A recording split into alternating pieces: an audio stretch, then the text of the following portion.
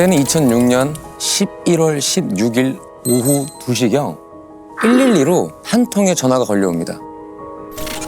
빨리 좀 와주세요. 언니가 숨을 안 쉬는데 아무래도 죽은 것 같아요. 친동생이 발견하고 신고를 했을까요?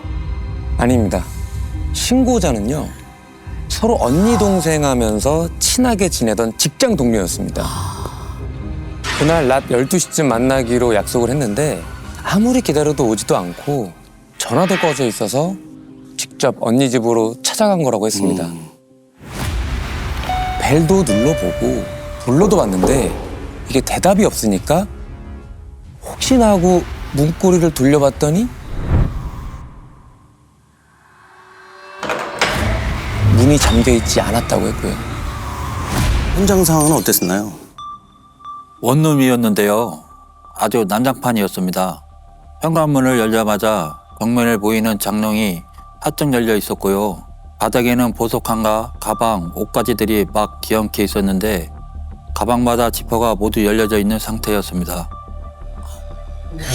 그러면 그 언니의 상태는요? 침대에 이불을 가슴까지 덮고 있는 상태로 누워 있었는데 이불을 들춰보니 마치 자다가 급사한 것처럼 폭행이나 다창의 흔적도 없이 이미 숨을 거둔 상태였습니다. 어머. 체온이 남아있는 걸로 봐서는 2~3시간 전에 사망한 것으로 추정됐고요. 두세 시간 전이라고 한다면 오전 11시에서 12시 사이에 사망을 했다는 얘긴데 피해자의 사망 원인은요?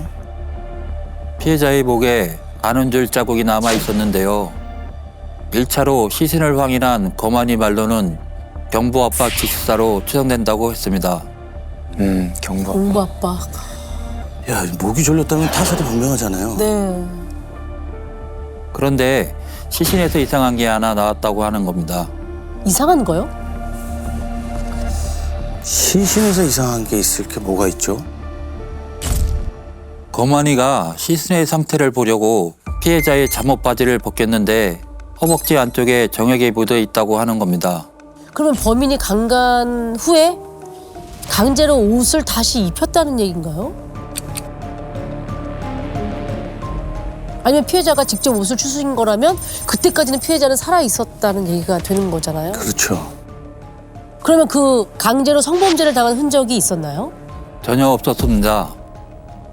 보통 성폭행 사건의 경우 범인의 피해 여성을 제압하는 과정에서 피해자의 허벅지 안쪽이나 팔 부위에 멍이 생기는데 피해자는 멍자국 하나 없이 아주 깨끗했습니다.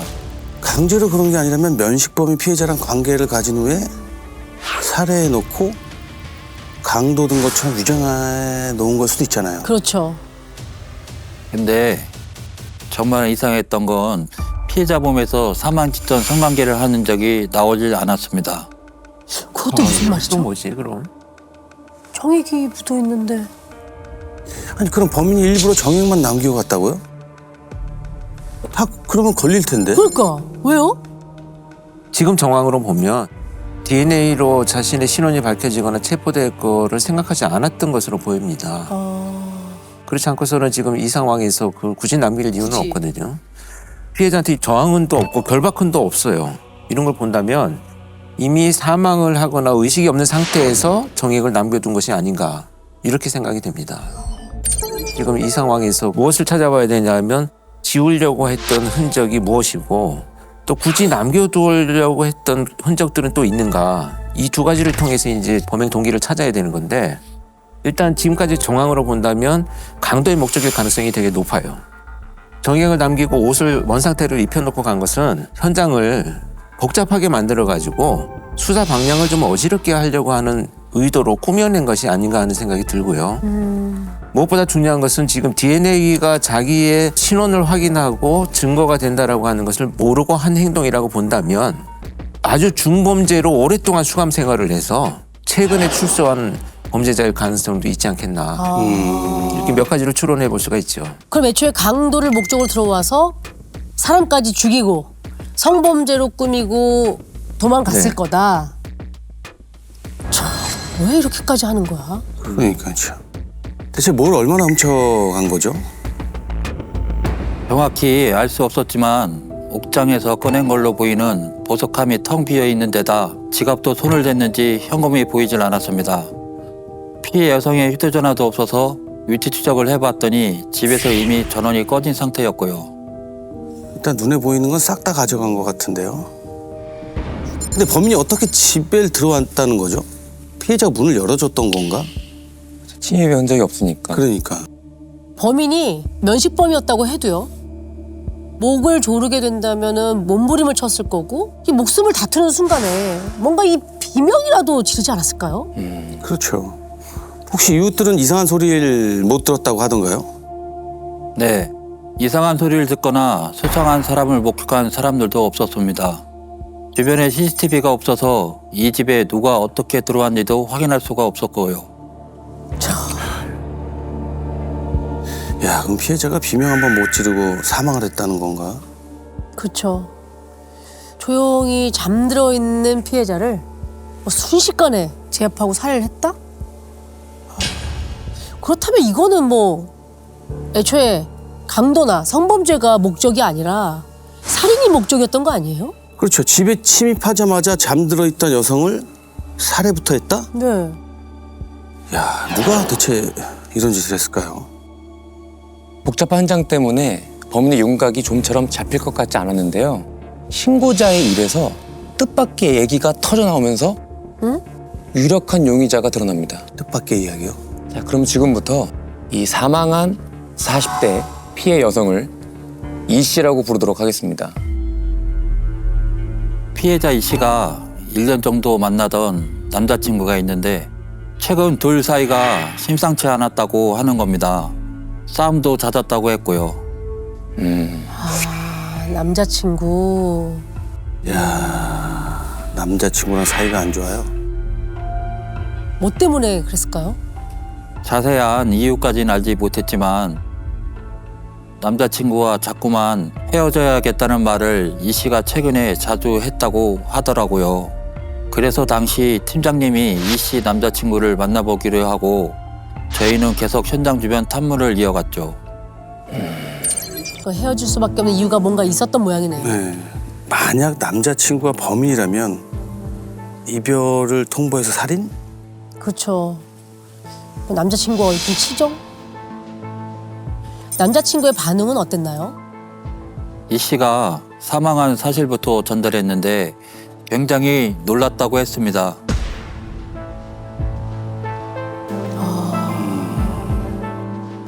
놀랐던 얘기는 예상하지 못했다는 얘기잖아요. 네. 둘 사이가 안 좋았다고 했던 건 인정했나요? 네, 최근 들어 자주 싸운 건 맞다고 하더라고요. 그런데 뭐 때문에 싸웠는지 물어도 시원하게 대답을 안 하더랍니다. 그러면은 뭔가 감추고 있다는 얘기잖아요. 그러게요. 네, 떳떳하게 얘기를 못했던 이유가 있었습니다. 이 씨 남자친구가 애까지 있는 유부남이었습니다. 남자친구가 유부남이라는 사실을 뒤늦게 알고요. 이 씨가 헤어지자고 했다고 합니다. 그것 때문에 뭐 말다툼은 있었지만 크게 뭐 싸운 적은 없었다고 했고요. 이 씨가 한 달 전에 건강 문제로 일을 잠시 쉬게 돼서 월세도 대신 내주고 있었다고 했고요. 그렇다면 이 씨가 사망한 그 시각에 뭘 하고 있었는지. 일 때문에 지방에 다녀왔는데 그때 직원도 같이 갔었다고 했답니다.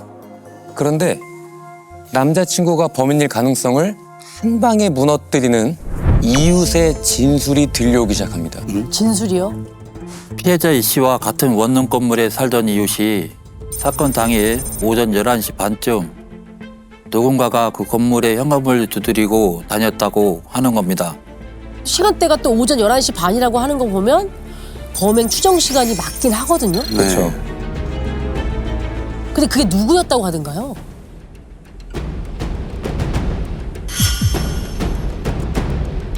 가스검 증언이었습니다.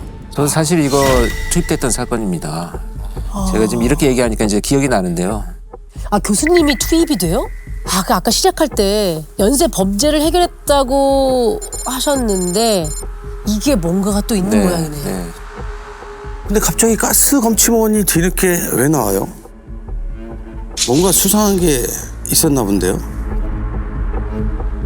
가스업체 유니폼을 입고 가스 노출 점검기에 서류까지 들고 있어서 방문 당시엔 이상하게 생각을 못했는데 같은 건물에 살인 사건이 났다는 얘기를 듣고 곰곰이 생각해 보니까 그 사람이 뭔가 수상했다고 하는 겁니다. 아니 유니폼까지 갖춰 입은 가스 검침원이 이상할 게 있나요? 보통은 점검기를 가스 레인지 밸브에 대보고 계량기도 확인하는데 그 검침원은 눈으로만 대충 훑어보고 설명도 안 받고 갔다고 합니다. 아니 이게 뭐 초보거나 뭐 일을 좀 대충 하는 사람은 아니었을까요? 스타일이. 저도 처음에 한 집 얘기만 들었을 때는 그 정도로만 생각했는데 그 가스 검침원이 방문했던 집들을 확인해 보니까 그놈이 범인이란 확신이 드는 겁니다. 확신이 들어요. 확신이요? 왜요? 그 가스 검침원이 방문했다가 그냥 간 집들이 남자 혼자 사는 집이거나 누군가가 함께 사는 집이더라고요. 만약 이 가스 검침원이 피해자 집을 방문했다고 가정했을 때 혼자 사는 여성은 이 피해 여성밖에 없었던 상황이었습니다. 어머. 만약에 가스 검침원인 척 접근했다면 네. 피해자도 아무 의심 없이 문을 열어줬을 거 아니에요. 그러니까 이 강제로 침입한 흔적도 없었던 거죠. 문을 열어줬어요. 네. 그러면 그 가스 검침원 어떻게 생겼다고 하던가요? 모자를 푹 눌러 쓰고 있어서 얼굴을 자세히 본 주민들은 없었는데 30대 초반에 키가 1m 75cm 정도 돼 보이는 남성이었다고 했습니다. 근데 그 유니폼은 어디서 난 거지? 아니면 진짜 가스업체 직원 아닌가? 어느 가스 업체인지 알아냈나요? 네, 유니폼에 적혀있던 가스업체로도 전화를 해보고 천안뿐만 아니라 충남 지역 가스업체에 다 연락을 돌려봤는데 가스 검침원은 여성만 고용하는 걸로 확인됐습니다. 그런데 아까 전에 범인이 훔쳐간 것 중에 그건 왜 가져갔지? 했던 게 있었잖아요. 휴대전화. 판매하려고 했나? 막 이랬잖아요. 이 피해자 이 씨의 휴대전화가 켜집니다. 이놈이. 범인이 그러면 휴대전화를 킨 거잖아요. 그쵸. 그럼 어디서요? 위치가 확인될 거 아니에요? 서울 노원구 상계동이었는데요. 10분도 안 돼서 다시 전원이 꺼졌습니다. 사용은 안 했죠? 딱 한 군데 전화를 걸었습니다.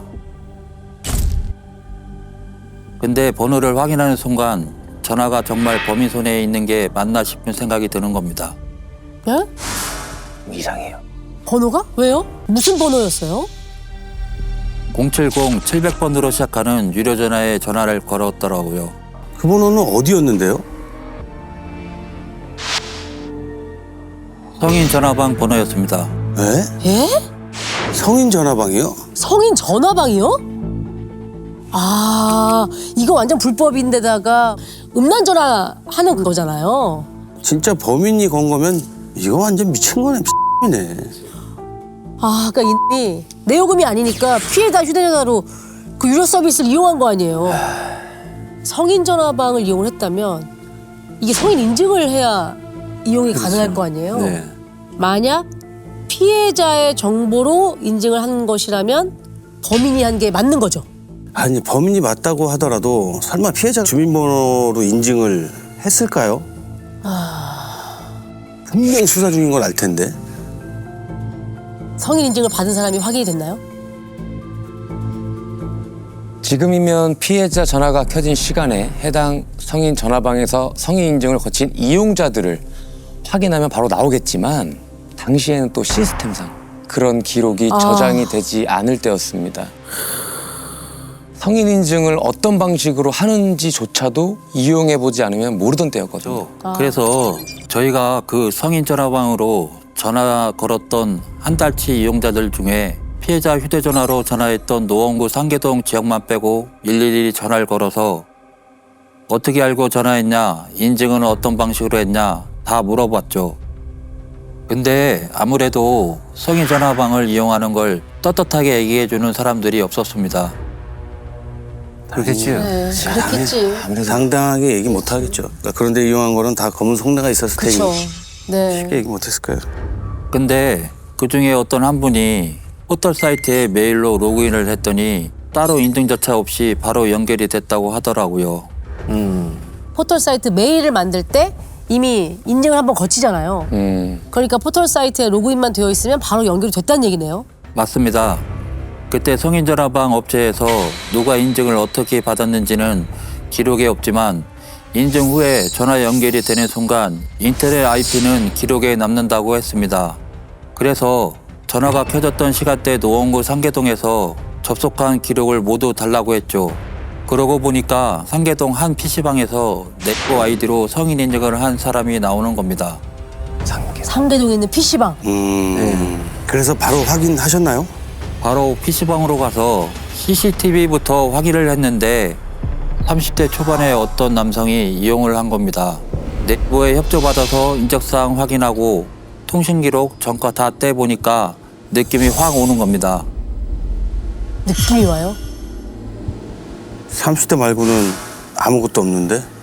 그 뭐가 나온 거예요? 당시 나이 33살. 강도살인 등 전과 5범으로 원룸살인 사건 약 1년 6개월 전 단톡방으로 출소한 게 확인이 됩니다. 지금부터 이 유력 용의자를 최 씨라고 부르도록 하겠습니다. 언제 무슨 죄를 지었길래 전과 5범이 된 거죠? 이 최 씨가요, 미성년자 때 절도로 소년원에 2차례나 갔다 왔고요. 18살에는요 차를 훔쳐갖고 아이고. 징역 1년에 집행유예 2년 선고받았는데 그 집행유예가 딱 끝나자마자 20살에 강도 살인을 또 저지릅니다. 아, 참. 미성년자 때부터 절도에 손을 댄 사람이네요. 그럼 20살에 일어났다는 그 사건은 누굴 어떻게 한 거예요? 친구랑 야간에 돌아다니면서 노상에서 데이트하는 연인들을 상대로 여러 차례 강도 행각을 벌였는데요. 한 피해자가 반항을 하니까 최 씨가 피해자를 붙잡고 공범인 친구가 칼로 찔러 살해를 한 겁니다. 그걸로 징역 14년을 받고 교도소에서 12년을 살다가 나온 상황이었습니다. 아니 노상에서 아무 죄 없는 사람을 왜 살해해요? 그러게. 형이 끝나자마자 또 그것도. 범행 장소가 보면 노상이라고 하잖아요. 사람들한테 그 노출되거나 목격될 가능성이 굉장히 많은 상황에서 범죄를 저질렀거든요. 이런 상황에서 이렇게 망설임 없이 범죄를 저질렀다고 하는 것은 굉장히 위험한 범죄 형태예요. 연쇄성을 띠고 있는 아주 위험한 범죄라고 봐야 됩니다. 게다가 최 씨 인적사항으로 휴대전화 번호를 확인하고 기적 위치를 확인했더니 사건 추정 시간대에 현장 인근에 있었던 게 확인됐습니다. 야 그러면은 진짜 최 씨가 범인이었어? 그러게요.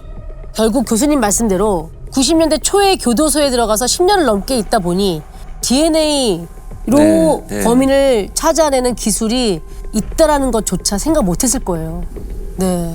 그때는 인터넷 수사가 상당히 어려웠을 텐데 그래도 또 이걸 또 찾아내셨네요. 그렇죠. 근데 상계동에 있는데 천안에는 또 어떻게 간 거예요? 무슨 연고로? 강도살인으로 출소한 후에 천안에서 잠시 살았던 게 확인됐습니다. 그리고 다른 팀 형사가 최 씨의 이름을 듣더니 자기가 잘 아는 조폭이랑 아는 사이 같다면서 맞는지 확인 전화를 했더라고요. 조폭이랑 아는 사이요? 어떻게요? 조폭이랑 같은 교도소에서 수감된 적이 있는데 조폭한테 보호를 좀 받으면서 심부름을 했다고 하더라고요. 근데 그때 갑자기 피해자 전화가 한 번 더 켜지는 겁니다. 그것도 상계동에서요. 야 그럼 뭐야 이번에도 성인 전화방에 전화를 건 건가? 자기 전화 아니니까 뭐 그냥 여기저기 유료 서비스만 이용했을 수도 있어요. 근데 그걸 가지고 있다는 것도 참 진짜 희한한 그러게요. 상황이에요. 근데 상계동에 왜 계속 있는 거예요? 도망가지도 않고. 최 씨의 거주지가 상계동이었습니다. 그래서 일단 피해자의 휴대전화가 켜진 곳으로 달려갔는데 웬 노숙인이 전화를 들고 있는 겁니다. 길에 버려져 있어서 주웠다고 했고요. 전화기를 이제 드디어 버렸어. 뭔가 눈치를 챘을까요? 설마 그 조폭이 최 씨한테 알려준 건 아니겠죠? 이렇게 하라고. 아, 조폭한테? 야, 이대로 영영 잠적하면 어떡해요. 그러게요. 그럴 가능성이 높았는데 저는 오히려 잘 됐다 싶었습니다. 그 조폭을 어쩌면 미끼로 쓸 수 있겠다는 생각이 들었거든요. 조폭을 미끼로요? 어떻게 해요? 최실병이로 된 전화기를 실시간 위치 추적을 해보니까 켜졌다 꺼졌다 반복하면서 계속 움직이는데 점점 천안으로 내려가고 있었습니다. 조폭이랑 분명 천안에서 만나겠다 싶어서 양쪽 다 위치 추적 걸어놓고 저도 바로 천안으로 쐈습니다. 양쪽 다 위치 추적을 걸어놓은 네, 거예요. 네, 네. 그쵸? 둘이 만나고 있었어요? 네. 둘이서 천안의 한 편의점 앞에서 오순도순 얘기를 나누고 있더라고요. 그래서 바로 덮쳐서 검거했습니다. 아, 잡았네요.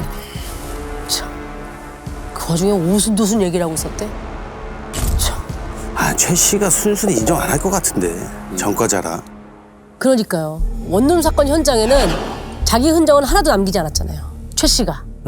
절대 부인 못할 뭔가를 들고 가야겠다는 생각이 들어서 최 씨 휴대전화 기록을 모두 뒤져 확실해 보이는 걸로 하나 찾아냈습니다.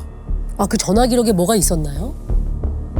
기지국이 사건 현장에서 잡혔다고 하니까 누군가 통화를 한 모양인데 그럼 혹시 공범? 공범? 맞습니다. 범행 추정 시간대에 같은 기지국에 잡힌 전화번호가 하나 있었는데 동갑내기 남성이 있더라고요. 공범으로 일단 던져보자 하고 최 씨한테 가자마자 걔 어딨냐? 너네 같이 했잖아. 그러니까 최 씨가 멈칫하는 겁니다. 야, 이 정확하게 허를 찌른 제대로 거지. 예, 던지신 것 같은데요? 그리고는 잠시 후에 둘이서 한 게 맞다고 바로 털어놓길래 그 길로 공범도 체포를 했죠. 뭐 돌아갈 필요도 없이 아주 결정적인 걸 던지신 거네요. 네. 네. 뭐 전곡을 찌른 거죠. 그쵸, 그쵸. 예. 그거 알고 있으니 이제 불어. 이거잖아요. 네. 지금부터 최 씨와 범행을 저지른 이 공범을 강 씨라고 부르도록 하겠습니다. 강 씨는요, 대학을 졸업하고 호프집을 운영하다가 사기 혐의로 형을 살았던 전과 이범이라고 합니다. 아하. 아, 공범 강씨도 전과자라고요? 그러게요. 대학 나와서 그 공부한 머리로 사기를 친 거 아닙니까? 졸업까지 해놓고요. 네. 참. 그럼 그렇게 해서 둘이서 또 교도소에서 만난 건가요? 아닙니다. 강 씨가 운영했던 사채 사무실에 최 씨가 돈을 빌리러 갔다가 만났다고 했습니다. 최 씨가 빌린 돈으로 강 씨한테 역투자를 했는데 그게 쫄딱 망하면서 둘 다 돈이 필요하게 되자 범행을 모의했다고 했고요. 야, 아휴, 사업을 망했는데 왜 범행을 모의해? 그러게. 둘 중에 가스 검침범은 누구였던 거예요? 공범인 강 씨였습니다. 아, 강씨였구나.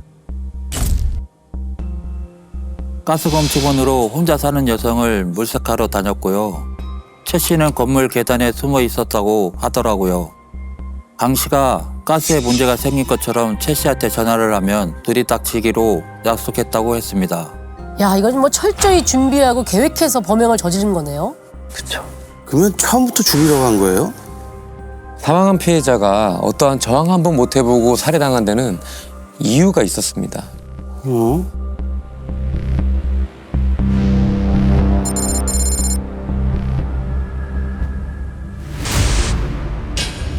야, 저 두 사람이에요? 예, 모자 쓴 저 두 사람입니다.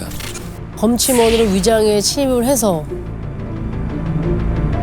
팔을 들이밀으면서 팔로 목을 감쌌군요. 아유, 피해자가 지금 침대에 엎드려져 있었던 거잖아요. 네. 그러니까 얼굴이 묻히니까 소리를 질러도 이게 아무도 못 듣죠. 컴퓨터 인터넷선으로 최 씨가 뒤에 들어오자마자 랜선으로 바로 목을 졸랐던 거네. 네. 거기다 강 씨까지 살인에 가담을 한 거고요, 결국.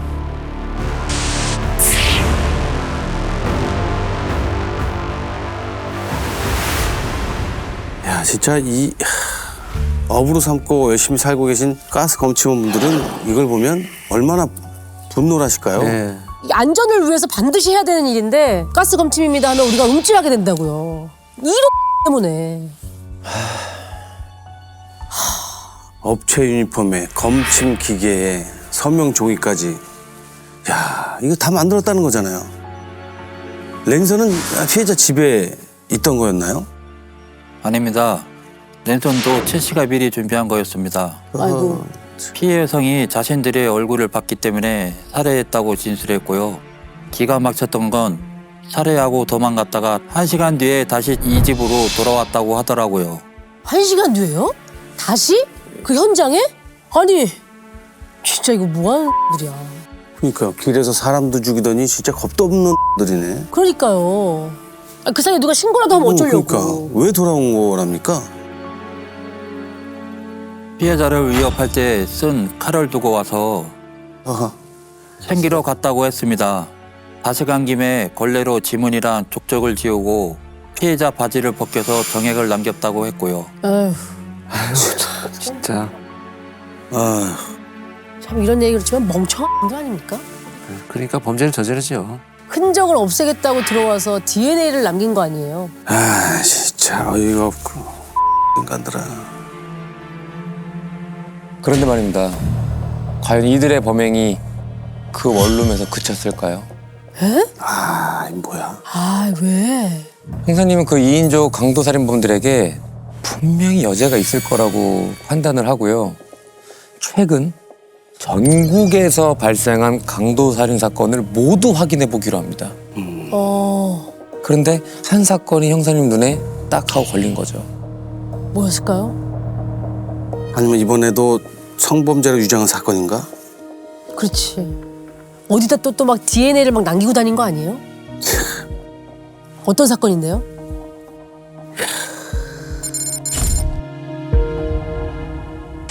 지난 10월 30일 서울의 한 술집에서 50대 여주인이 살해된 채 발견됩니다. 현장에 남겨진 증거는 용의자가 먹다 뱉은 포도씨와 희미한 족적분.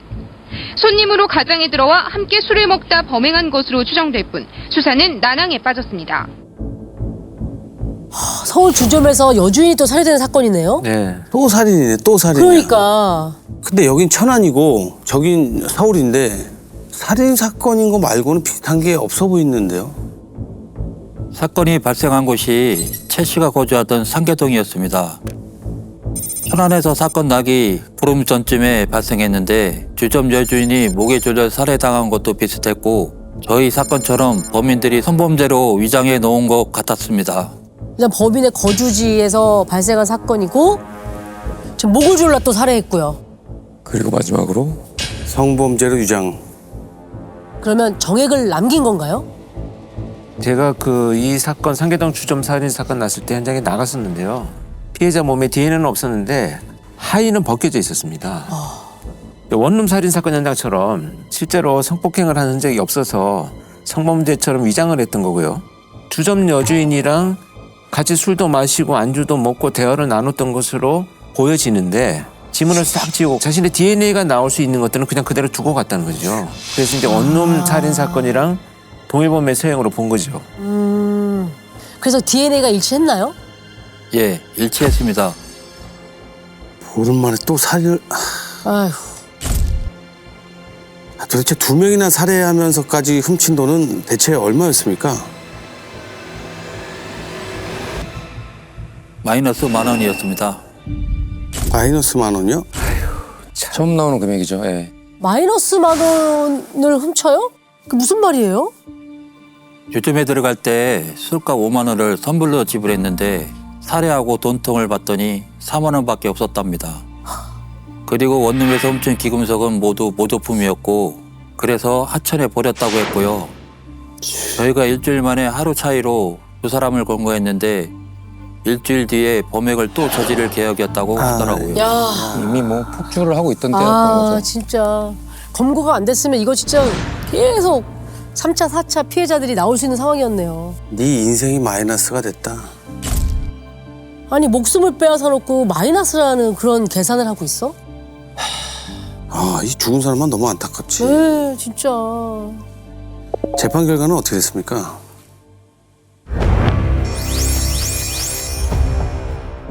최 씨와 강 씨 둘 다 무기징역을 받았습니다. 특수강도 2건, 특수강도 미수 한 건이 또 추가로 밝혀졌다고 합니다. 아휴. 참나. 이미 뭐 그랬겠죠. 계속되어 왔던 거죠. 야, 이거 안 잡았으면 계속 진짜. 계속 어우, 진짜 큰일 날 뻔했네. 끔찍하네요.